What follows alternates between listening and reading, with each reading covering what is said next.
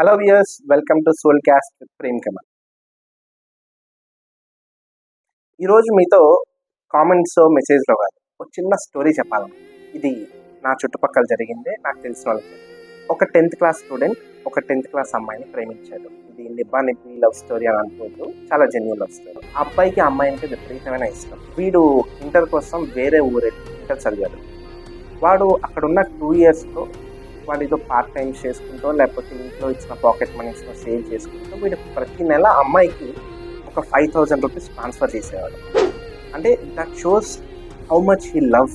అంటే ఒక 5,000 ఇంట్లో పేరెంట్స్ మనకిస్తే, ఈ రోజుల్లో చాలామంది, ఈవెన్ నేనైనా సరే, నాకు 5,000 వస్తే ఫ్రెండ్స్తో బయట తిరుగుతాను, లేకపోతే చికెన్ బిర్యానీ తింటాను, లేకపోతే నాకు ఇష్టమైనది చేస్తాను. బట్ వాడి ఇష్టాలన్నిటినీ చంపుకొని 5,000 అమ్మాయికి పంపించేవాడు. సో చాలా బాగుంది వాళ్ళ రిలేషన్షిప్. మెసేజ్ల్లో ఐ లవ్ చేసుకుంటున్నారు, మెసేజ్ చేసుకుంటున్నారు, వీడియో కాల్ చేసుకుంటున్నారు. The relation was very fine. After 2 years వీడు ఇంటర్ కంప్లీట్ చేసుకున్నాక వెకేషన్ మీద వాడు మళ్ళీ ఊరికి చేశాడు. ఇక్కడ వాడికి ఒక sad reality. The girl was in relationship. వాడు హార్ట్ బ్రేక్ అయింది, వాడు ట్రస్ట్ బ్రేక్ అయింది.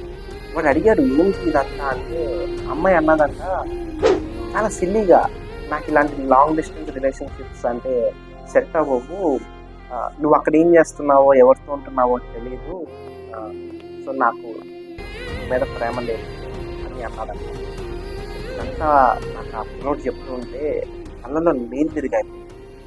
అంటే వాడక్కడ తినకుండా తిండి తిప్పల మానేసి చిన్న డబ్బులు సేవ్ చేసుకొని ఈ అమ్మాయికి 5,000 పంపిస్తుంది. ఈ అమ్మాయి వేరే ఒకటితో ఉంది. బట్ ఎట్ లాస్ట్ ఆ అమ్మాయి అన్నది ఏంటంటే, నువ్వు అక్కడ ఎవరితో ఉన్నావో తెలియక నేను బ్రేకప్ చెప్పాను అన్నది.